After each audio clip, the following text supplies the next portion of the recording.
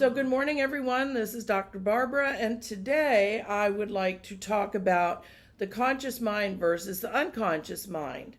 We've all tried to change our behavior from time to time. I know I've done it a million times, and I've failed a bunch of times at it until I learned about what I'm going to teach you today about the role of the subconscious mind in changing behavior. So let's talk about the conscious mind and the subconscious mind. So we're not talking about the brain, so don't get all bogged down in neuroscience at this point. There is a role that neuroscience plays in all of this, but right now I just want to talk about the mind. And we can't see the mind. We don't know what the mind is. We tend to think the mind is a function of the brain, but we don't actually know. So somebody drew this picture, and just look at the main picture. There's a big circle up here for the head, bisected, and then a smaller circle for the body. And he drew this line across the middle to distinguish from the conscious mind up here and the subconscious mind down here.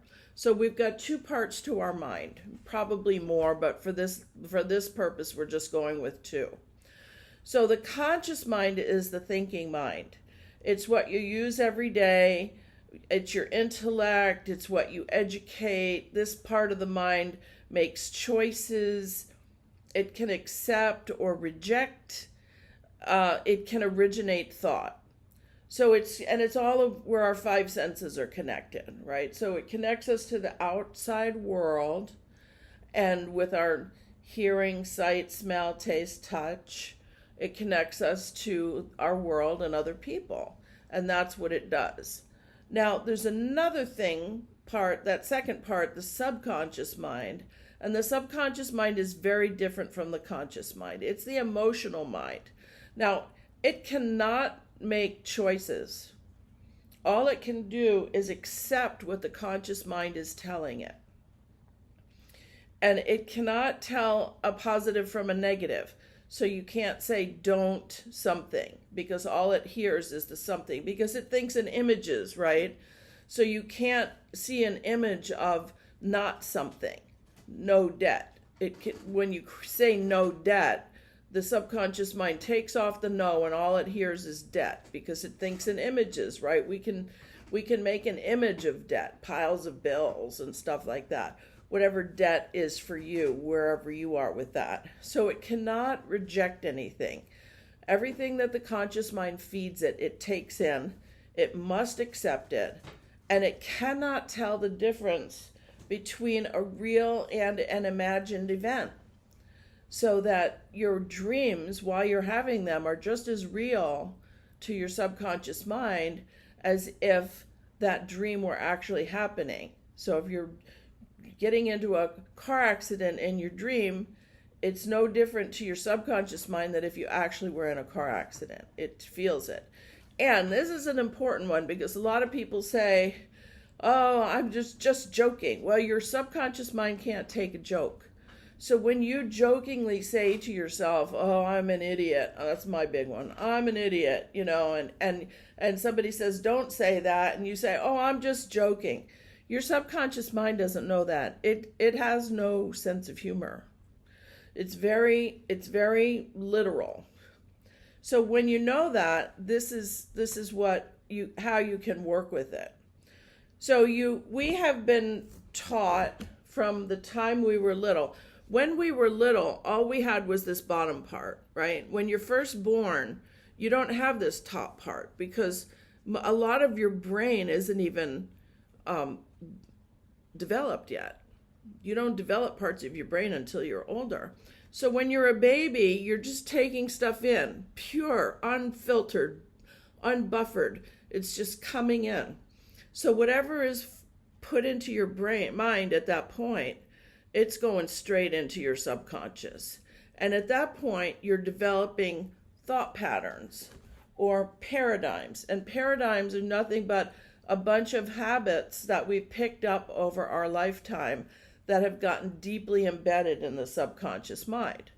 So when you want to change something, if you don't take into account the thought patterns that have been developed in the subconscious mind and change those, you're not going to be able to make a lot of progress in whatever change is going to be there, because the subconscious mind is the one that really drives behavior.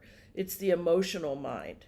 So that's what's picking it up. So in order to really change, what you need to do is change those old thought patterns. You hear people say, oh, I've got that old tape is running again, right? Well, you need to stop that old tape. You need to substitute it with something else. So the way to change it, if you're on this side, it says ignorance equals worry and doubt equals fear. If you don't know something and you're just worrying and doubting, and that's what you're putting into your subconscious mind is fear, you're going to end up with anxiety and depression and dis-ease or disease, and you go into a state of disintegration. But when you begin to understand the role of your subconscious mind and how to use it, you can change it by getting knowledge and study and understanding, which leads to faith. And then that leads to well-being, expression, acceleration, and ease. Your mind goes into a state of creation, not disintegration. So faith and fear both demand that you believe something that you can't see. So it's your choice. I mean, what do you want to do? Do you want to have faith that it's going to work out, or do you want to have fear? The choice is entirely yours. Both are going to show up, whatever you do. So the way you change these thought patterns is by creating new thought patterns that you repeat over time that are going to suppress the old pattern. And once you don't focus on it, what you focus on gets stronger. What you focus on gets stronger. That's a principle of quantum physics. I mean, we know from quantum physics that the expectations of the researchers can change the outcome of the experiment. So what you focus on gets stronger. What do you want to focus on today? So I suggest that you create some really wonderful stories about your life that you want to have happen, and focus on them every single day.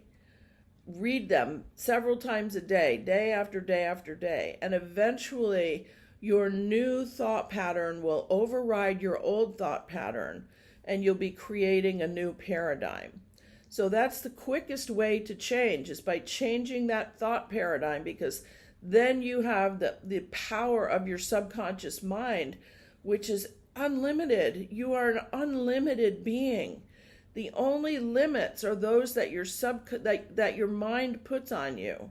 So start creating new stories that are really, really great, and you will have the ability to change any situation in your life.